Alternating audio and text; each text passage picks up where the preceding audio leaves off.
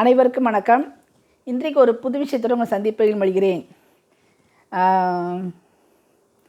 நமது செட்டிநாடு மற்றும் எஸ்பிஎன் ஐபிசிஎன் ஆகிய கட்டுரைகள். இதில் 4வது கட்டுரையாக தன்னம்பிக்கை மனிதர்கள் என்ற ஒரு நூல் நான் வெளியிட்டிருக்கேன். வெற்றி இணையர்கள் வெங்கடாச்சலம் அண்ட் பழனியப்பன். அமேசானில் அந்த நூல் வழியாக இருக்குது. தன்னம்பிக்கை மனிதர்கள்னு அதில் இவங்க வர்றாங்க. இவங்க முதல்ல எஸ்பிஎன் ஐபிசிஎன் கட்டுரையில் வந்தவங்க. காரைக்குடியில் கம்ப்யூட்டர் கம்பெனியா, அதுவும் 4 லட்சம் பணம் கட்டி யாராவது படிப்பார்களா? உங்கள் அப்பா காசை வீணடிக்காதீங்க, வேறு தொழில் யோசிங்க பாஸ் என்று நண்பர்கள் அட்வைஸ் எப்போதும் முன்வைத்த காலை பின்வைக்காமல் முடிவெடுத்தபடி ஆப்டெக்கின் ஃப்ரான்ச்சைஸை 95ஆம் ஆண்டு ஆரம்பித்தவர்கள். ஊரில் மட்டுமல்ல, பேரிலும் திடசித்தம் கொண்ட இந்த கல்லுப்பட்டி பிரதர்ஸ். மிக எளிமையான குடும்பத்தில் பிறந்து மாலை கல்லூரியில் சராசரி மாணவராக படித்தும் உத்தியோகத்தில் அமராமல் தொழில் செய்யும் எண்ணம் வந்தது எப்படி? அதுவும் 95களில் அவ்வளவாக பொதுமக்களின் கவனத்தை கவராத மின் பொறியியல் துறையில் நுழைந்து சாஃப்ட்வேர் லேப் ஆரம்பித்து 24 மணி நேரமும் வாரத்தின் 7 நாட்களும் சேவை, 80 ஊழியர்கள், சொந்த கட்டிடம், 3 கோடி டேர்ன் ஓவர். இதெல்லாம் எப்படி சாத்தியப்பட்டது? விடாமுயற்சி, கூட்டு முயற்சி, குழுவாக பணிபுரிதல், சமூகத்தினரின் அரவணைப்பை பெறுதல் என்று எந்த பக்கம் பார்த்தாலும் வின் வின் என்று வெற்றி கொடியை நாட்டியவர்கள் இணையர்கள் வெங்கடாச்சலம் அண்டு பழனியப்பன். மாலை கல்லூரியில் படித்தபடி ஆப்டெக்கிலும் கம்ப்யூட்டர் கோர்ஸ் படித்த வெங்கடாச்சலம் அம்பத்தூர் ஏஐஇஎம்ஏவில் பணிபுரிந்து வந்தார். பிஸ்னஸ் ஐடியாவில் இருந்த அவர் ஒரு முறை காரைக்குடி வந்திருந்த போது அவங்க சின்னப்பத்தா தன் பேரனுக்காக கம்ப்யூட்டர் கற்றுக் கொடுக்க ஒரு சென்டர் இருந்தால் நல்லா இருக்கும் என்று சொல்ல, இதை மதுரை, திருச்சி, சென்னை அப்படின்னு வேறு ஊர்களில் ஆரம்பிக்கிறதுக்கு பதிலாக ஏன் நம்மோட சொந்த ஊரான காரைக்குடியிலேயே ஆரம்பிக்கக்கூடாதுன்னு நினச்சார். கல்லூரியில் படிக்கும் பொழுதே பழனியப்பனின் கனவு பிஸ்னஸ் செய்வது தான். நண்பன் சரவணனின் குடும்பம் ரூபா அண்ட் லாவண்யா அப்படிங்கிற பிரிண்டிங் மேனுஃபேக்சரிங் கம்பெனியை வச்சுருந்தாங்க. இதை பார்த்து கல்லூரி முடித்ததும் தன்னுடைய நண்பன் சரவணன் கூட சேர்ந்து பெயிண்ட் கம்பெனி ஆரம்பித்து colour enamel paint, anti corrosion paint தயாரித்து இந்தியா ரேடியேட்டர்ஸ், பல்லவன் டிரான்ஸ்போர்ட்டுக்கு சப்ளை செய்திருக்காங்க. திரிவேணி சங்கம்னு கேள்விப்பட்டிருப்போம். கங்கை யமுனை மட்டும்தான் கண்ணுக்கு தெரியும். ஆனால் அதன் கீழே சரஸ்வதியாய் மறந்திருக்கும் இவர்களின் தந்தையார் திரு ராமையா அவர்கள் பற்றியும், நம்பிக்கையை ஊட்டி வளர்த்த தாயார் திருமதி முத்தாள் அவர்கள் பற்றியும் சொல்ல வேண்டும். தந்தை எம்சிடிஎம் குழுமத்தில் 32 வருடங்கள் பணி செய்தவர். அவங்க அம்மா தான் இவங்களுடைய ரோல் மாடல். சின்ன வயதிலேயே சிங்கப்பூர், சிலோன் பொருட்களை எல்லாம் வாங்கி விற்பது, சிட் ஃபண்ட்ஸ் ஃபைனான்ஸ் நடத்துவது அப்படி என்று செயல்பட்டிருக்கிறார்கள். கம்ப்யூட்டர் கோர்ஸ் கற்றுக்கொள்வது வரவுக்கு மீறின செலவு என்றாலும் மகன்கள் இருவரும் படித்து கொண்டிருக்கும் போதே பகுதி நேரமாக ஆப்டெக்கிலும் படிக்க வைத்திருக்கின்றார்கள். தொழில் ஆரம்பிக்க தன்னம்பிக்கை ஊட்டினார்கள். முழுமையான ஆதரவு பிள்ளைகளிடம். இது வேண்டாம், பார்ப்போம், யோசிப்போம்னு சொல்லலை இவர்களின் பெற்றோர். அவர்களே தொடர் முயற்சியாளர்கள் தான். ஆப்டெக் ஆரம்பிக்க யோசனை வந்த பிறகு பழனியப்பன் காரைக்குடிக்கு வந்து இதை வெற்றிகரமாக்கும் சாத்தியக்கூறுகளை பற்றி புள்ளி விவரம் எடுத்து ரிப்போர்ட் தயார் செய்தார். இதை வியாபாரத்தில் ஆர்வமாக இருந்த ஒரு நண்பர் மற்றும் உறவினரிடம் கூற அவர்களையும் பங்குதாரர்களாக கொண்டு WBC ஆரம்பிக்கப்பட்டது. ஆமாம், WBCயின் விரிவு என்னன்னு சொல்லலையே, இருங்க சொல்லிடுறேன்.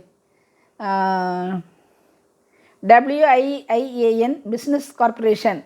What is in a name? ஆமாங்க, பேரில் என்ன இருக்குது? VN business corporation. பேரில் என்னங்க இருக்குது? எல்லாமே கூட்டு முயற்சியிலையும் உழைப்பிலையும் தாங்க இருக்குது இணையர்களோட வெற்றி. ஆப்டெக்கின் கிளை ஆரம்பிக்க அனுமதி கிடைச்ச பிறகு பார்த்தா முதலீட்டுக்கான பணத்தை தயார் பண்ணணும். தேவையோ 17 லட்சம். இதமான குடும்பம், எந்த பின்புலமும் இல்லாமல் அப்பா அம்மாவோட ஆதரவை மட்டும் கொண்டு 17 லட்சம் எப்படி சேகரித்து முதலீடு பண்ணுறது? சென்னை ஆப்டெக் மாதிரி ஆரம்பிக்கணும்னு நினச்ச ட்ரீம் ப்ராஜெக்ட் இது. அதுவும் சாத்தியப்பட்டது. அப்துல் கலாம் சொன்னது போல் கனவு காணுங்கள் நடக்கும் என்ற மாதிரி எல்லாமே நடந்தது. வியாபாரத்தில் வெகு ஆரம்பமாக இருந்த இவர்களின் உறவினர் மற்றும் நண்பர் இருவரின் பங்களிப்போடு ஒரு குழு அமைத்து ஆளுக்கு ரூபாய் 75,000 முதலீடு போட்டு 4 பேருக்கு 3 லட்சமும், சொத்தை வங்கியில் அடகு வைத்து 8 லட்சமும், வட்டிக்கு 6 லட்சம் கடன் வாங்கியும் 17 லட்சம் சேர்த்தாச்சு. ஆப்டெக்கை ஆரம்பித்து 6 மாதத்தில் வட்டிக்கு வாங்கின கடனையும் வெற்றிகரமாக அடைச்சாச்சு. 10 மாதத்தில் பார்த்தா 2 லட்சம் ரூபாய் லாபம். சாதனைகளை மட்டும் சொன்னால் போதுமா? சோதனைகளையும் சொல்லணும் இல்லையா?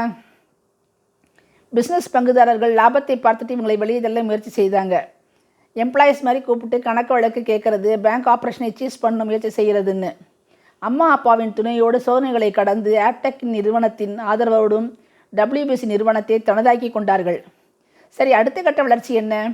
96 ஜூனில் படிப்புக்காக ஆரம்பித்தது ஆப்டெக் ஃப்ரான்ச்சைஸ்.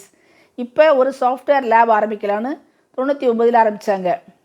வியாபாரத்தை அண்ணனும், வாடிக்கையாளர் தொழில்நுட்பம் மற்றும் திட்ட மேலாண்மையை தம்பியும் பார்த்துக்கிட்டாங்க.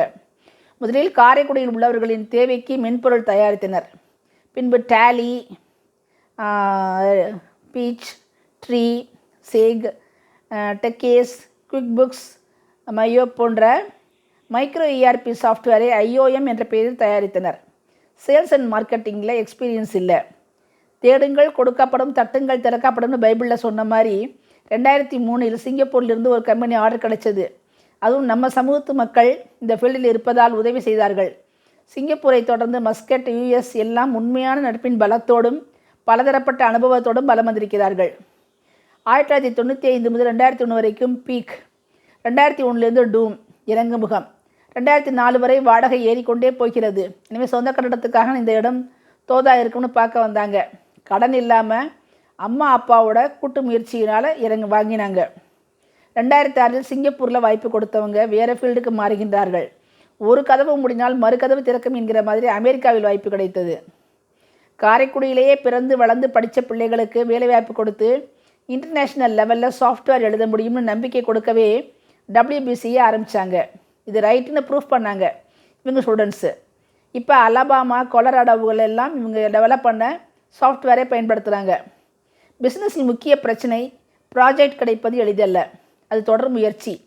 கால் ஊன்றிய பின் 10 பேர்கிட்ட சொல்கிறாங்க 10 ப்ராஜெக்ட்டுக்கு ப்ரப்போசல் போச்சுன்னா அதில் 1-2 கிடைக்கும். லீட் ஜென்ரேஷன் வந்ததும் அந்த ப்ராஜெக்டோட ஆம்பிஷன் என்ன, ப்ராஜெக்ட் டைம் என்னன்னு அவுட்லைன் பண்ணுறது பழனியப்பன். வெங்கடாசலத்தின் பணி சம்பளப்பட்டியல், பொது நிர்வாகம், கணக்கு வழக்குகளை நிர்வகித்தல் ஆகியன. ஹெல்த் கேர் EAI ஒருங்கிணைப்பிற்கான மென்பொருள், நெட் ஓப்பன் சோர்ஸ் மென்பொருள் உற்பத்தி, ஆண்ட்ராய்டு, ஆப்பிள் மொபைல் மென்பொருள் மற்றும் 24x7 சேவையில் ஈடுபட்டிருக்கிறாங்க. 24 மணி நேரம் வாரத்தில் 7 நாளும். இப்போ புதுமையாக சில அப்ளிகேஷன்ஸ் தயாரிச்சிட்ருக்காங்க. வாய்ஸ் ஓவர் IP, VoIP, அமெரிக்காவிலேருந்து லோக்கல் மாதிரி பேசலாம், இன்டர்நெட் டெலிஃபோன் மாதிரி உபயோகிக்கலாம், சாஃப்ட்வேரை பயன்படுத்தலாம். WBCயில் 80 பேர் வேலை செய்கிறாங்க. ஸ்டாஃபுக்கு 80,000 வரை சம்பளம், PF கிராஜுவிட்டி, ESI எல்லாம் உண்டு. மெட்ராஸ் கார்ப்பரேட் கம்பெனிகள் மாதிரி நிர்வாகம் நடக்குது. காலேஜோடு டைப் எடுத்து Ananda college, Alagappa university, Umayal Ramanathan college போக லோக்கல் டேலண்ட் டெவலப்மெண்ட்டில் அக்கறை எடுத்து ஒர்க் ஷாப் நடத்துகிறாங்க. பணம் சம்பாதிக்கும் நோக்கம் மட்டும் இல்லை, சமூகத்துக்கும் பங்களிக்கும் எண்ணம் இருக்குது. யாரையுமே இளக்காரமாக பேசுகிறதில்ல, திறமை உள்ளோரை பாராட்டுறது, எந்த உதவி கேட்டாலும் தன் நேரத்தை செலவழித்து தகுந்த உதவி செய்வது, வேலை வாய்ப்புக்கு உதவி செய்வது போன்றவை ஒரு நல்ல நெட்வொர்க்கை உருவாக்குச்சு. இளைய தலைமுறை தொழில் முனைவோராக வெங்கடாச்சலத்தின் மகள் அங்கேயே ட்ரைனிங் எடுத்து அங்கேயே கம்ப்யூட்டர் படிக்கிறாங்க. புதுசாக தொழில் பண்ணுறவங்களுக்கு இவங்க சொல்கிற ஆலோசனை என்னென்னா, ஒரு தீராத தாகம் வேணும், 100% ஈடுபாடு இருக்கணும், ரொம்ப க்ரியேட்டிவாக செய்தால், யூனிக்கான ஐடியாஸ் இருந்தால் பணம் தேடி வரும். தொழில் தர்மத்தை சரியாக பின்பற்றணும், சரியான முறையில் பிஸ்னஸில் கடனை திருப்பி கொடுக்கணும். முக்கியமாக தேடல் தான் தேவை. தொழில் ஆரம்பிக்கணுன்னா பயப்படவே கூடாது, திட்டமிடல் முக்கியம்.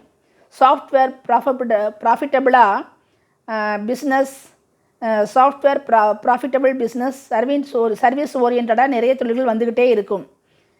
சர்வீஸ் செக்டாரில் கோஆர்டினேட் பண்ணால் ரொம்ப நல்லா செய்யலாம். எந்த தொழில் ஆரம்பித்தாலும் அந்த தொழிலை பற்றி நல்ல தெளிவு இருக்கணும், தன்னம்பிக்கையோடு செய்யணும். எங்கள் அப்பா அம்மாவோட ஆலோசனையில் தான் கூட்டாக ஜெயித்தோம். எனவே முன்னோரை துணை கொள்ளுங்கள் என்கிறார்கள் இந்த இணையர்கள். நன்றி.